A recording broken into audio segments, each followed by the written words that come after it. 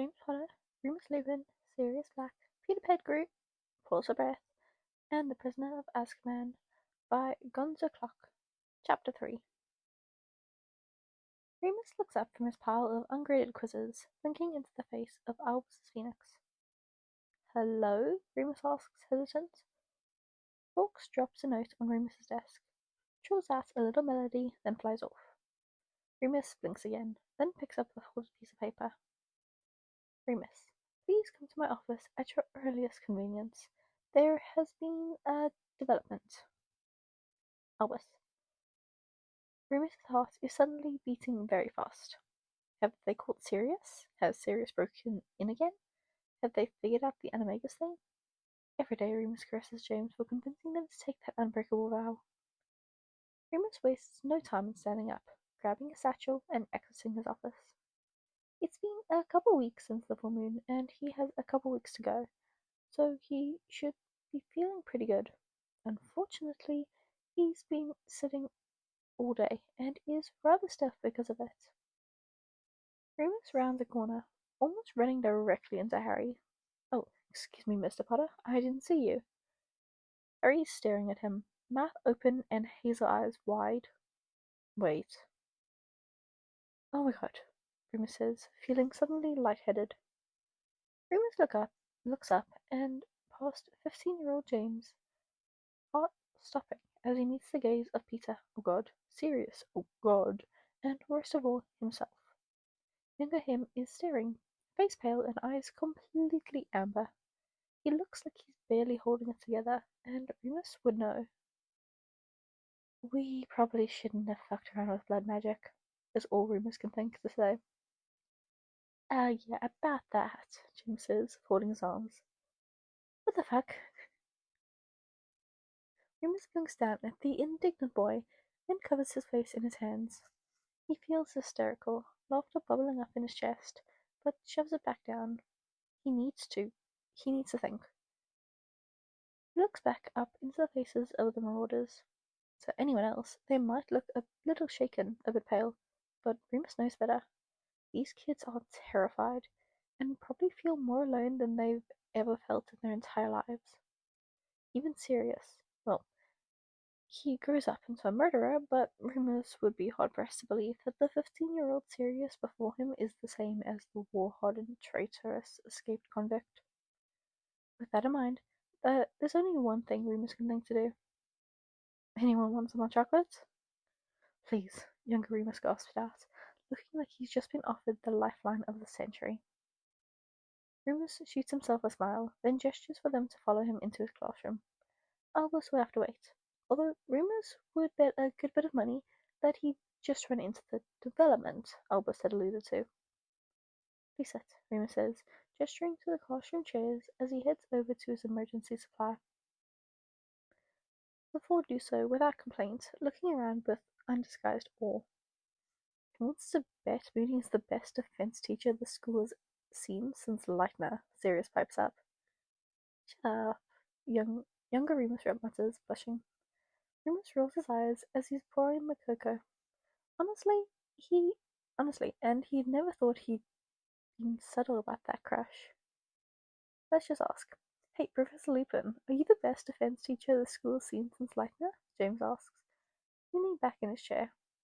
Yes, Remus says, turning to hand out the mugs and resolutely ignoring the stab of pain he feels seeing James be so James. You should see the sort of catch-up these kids are having to do. I can imagine, Peter says hollowly. The boy looks like he might be in shock. The cocoa should do him wonders. Remus shoves aside another burst of pain as he watches the boy. He's just so alive. Remus sighs, breaking himself out of his spiral. So, he says, leaning against his desk. What happened? Somehow, Jamie's son had the Philosopher's Stone on hand and managed to mix it with the map, young Remus says. James looks far too smug about that, so Remus nods for younger him to move on. We think blood magic and the stone mixed, resulting in a magical accident that created copies of ourselves at the age we finished the map. That's what we get for trying to get our personalities in there, Sirius sighs. Then he sits up, eyes sparkling. So, 18 years. What's happened since then? Remus's heart sinks as he stares into the faces of the marauders. What does he even say here? Seems a lily, right? Young Remus says after a moment of tense silence. That Harry kid couldn't be more obvious. Yeah, and apparently we're terrible, James says nervously. He acts sort of like flinchy, but no way, right? We wouldn't have. James is obviously working himself into a frenzy, and every word that falls out of his mouth is another douse of cold water down Remus's spine. Remus doesn't want to believe it, but now that James is pointing it out, Harry is especially jumpy and skinny. And at the beginning of the year, on the train, his friends had been so protective. Remus wants to kick himself. Why hadn't he picked it up? Why hadn't Albus? Remus? James asks, looking up at Remus with a horror-stricken look on his face. We didn't hurt Harry, right? Remus blinks. Right. He needs to be an adult here. He shakes his head hurriedly, and James lets out a huge sigh of relief.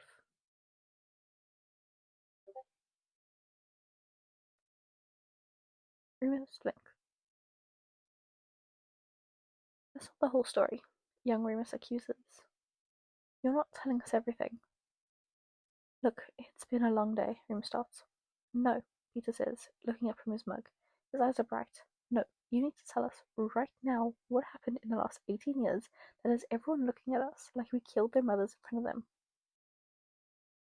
Remus rubs his face tiredly. He doesn't want to do this.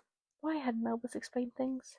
They'd obviously been in his office. Unfortunately, there's nothing else for it. He can't just not tell them, or they'll find it on their own. You're looking at what's left of the marauders, Remus says quietly. We broke up? James asks, horrified. Remus is startled into a hollow laugh. On the other hand, Sirius, Peter, and younger Remus especially look sick. You mean? Sirius starts, then licks his lips. We're dead? Remus nods, unable to speak. How? Peter gets out. Unbidden, Remus's eyes flicker over to where Sirius is sitting. No, Sirius says disbelievingly. No way. Remus just looks at the boy, wishing more than anything that he could tell Sirius that no, it's just a misunderstanding. But he can't, because it wasn't. James, Peter, and young Remus are all staring at Sirius, puzzled expressions on their faces. Sirius lets out a little laugh. No, really? Remus lets out a slow breath. He has to keep it together for them. It's just, he doesn't know if he can do it. Sirius leans back in his chair, then thunks it back down hard on the ground, cackling. Ha! It was me! Oh man! Remus can tell when it clicks for the others, because their faces all crumble as they watch Sirius laugh into his hands. Heads, James says slowly, voice shaking. You're okay, it's okay. We're here, alright? Am I still out there? Sirius asks Remus, looking up from his hands and face desperate. You got me in the end, right? I'm not running around. Remus swallows thickly. You just escaped a couple months ago. Sirius's jaw drops. Azkaban? Remus nods. Sirius leans back, looking stunned. Damn, he says. I still got it. Remus can't help but jump as he hears the sound of a ceramic mug shattering against the wall. Fuck this, Peter says, handshaking. Fuck this. Peter points at Sirius. You are not allowed to break down over this. We need to stick together. I'm losing. Peter laughs. A high, panicky laugh. I will lose my goddamn mind if you kill yourself over this. Sirius looks a bit taken aback. He says, did you not hear the part where I murdered you? I don't give a damn, Peter says through gritted teeth. I can't. The boy is starting to hyperventilate, and Remus is just about to do something, although he's not sure what, when, in an instant, Peter is gone, and a tiny, sandy-coloured rat is clambering down the chair heaving seated in, up a stunned Sirius's pant leg and into his pocket. Sirius blinks, then shakes his head. His eyes are bright as he looks up at Remus. How can you look at me? The boy asks, voice light. You're 15, Remus says quietly, shoving his hands in his pockets. You're 15. The man that did those things, he's not you. Come on, Remus laughs softly. Sirius is staring at him uncomprehendingly. Remus waves a hand around as though that'll convey his point. The Sirius that did those things? He's been through 4 years of war. War? Young Remus says dully. Remus cringes but nods. It's over though. It's over though, young Remus clarifies. Slowly, Remus whispers. James nods as though this is the least surprising thing he's heard in his life. Sirius is staring at the ceiling sightlessly, hand absently petting the rat in his pocket. Okay, I'm done, young Remus says, standing up and walking over to where Sirius is sitting. Come on, we're going to get you to bed. I don't, Sirius says. How on earth are you going to be able to forgive me for this? Young Remus stares at Sirius, eyes burning amber. Easily. You would too. Look, if I had been James, young Remus starts. It would never have been James, Sirius bursts out. Oh, if it had been James. It would never have been James, Sirius bursts out. James looks stricken. We're going to bed, young Remus repeats, unswayingly. He turns to face Remus. When's the next full moon? Remus stares into his younger's face, suddenly filled with dread. The idea of this child being forced to transform every month is unthinkable to him, despite the fact that he's been a werewolf practically his whole life. Remus starts and clears his throat. The 28th of December. Today is the 18th. Young Remus nods, face grim. Remus decides then and there that his wolfsbane supply will be going to this version of him. Remus will just use the shack. The ward should still be solid enough. Come on, James grunts, pulling Sirius up and off his chair. Finish right, let's get you to bed. Sirius lets James pull him, but he keeps oscillating between being completely blank-faced and letting out little bursts of hysterical laughter. Just as the three and Wormtail get to Remus's classroom door, it swings open. Remus watches in horror as the Hogwarts potions master stares directly into the faces of the marauders. Severus opens his mouth, closes it, looks up and over at Remus, who sends him a look he hopes the man reads as I am also having an ongoing panic attack about this, and also I am so sorry. And then wordlessly closes the door in James's face.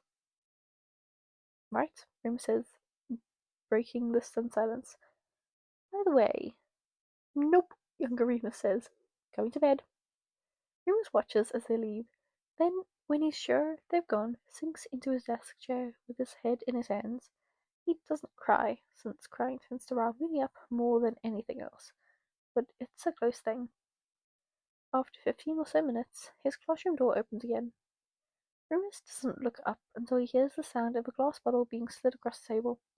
He looks up right into the face of Severus Snape, who studiously avoids his gaze as he puts a couple of glasses onto the table beside the whiskey. Well, Severus says at last. I can't resign, but I can try to drink myself to death. Will you? Yes, Remus says, reaching for one of the glasses. Severus goes to pour, then stops and looks up at Remus. His face is suddenly even paler than before. How old? Oof, how old are they? 5th year, Remus says slowly.